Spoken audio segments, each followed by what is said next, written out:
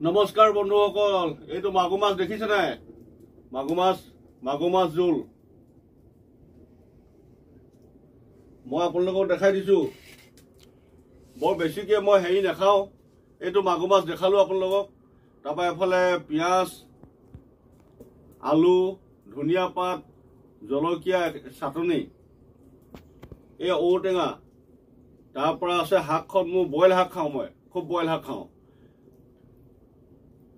পালেং, লফা, ধনিয়া পাত, ঔটেঙা, পিঁয়াজ পাত, ৰচুন, আদা দি পিনি বইল কৰি লৈ এইটো মাগুৰ মাছটো।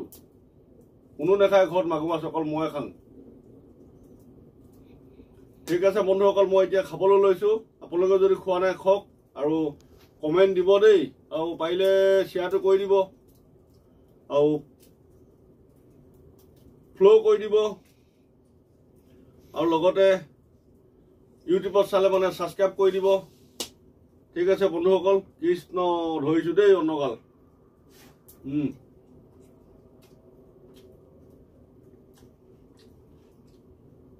মাগুৰ মাছ বইল খুব ভাল লাগে।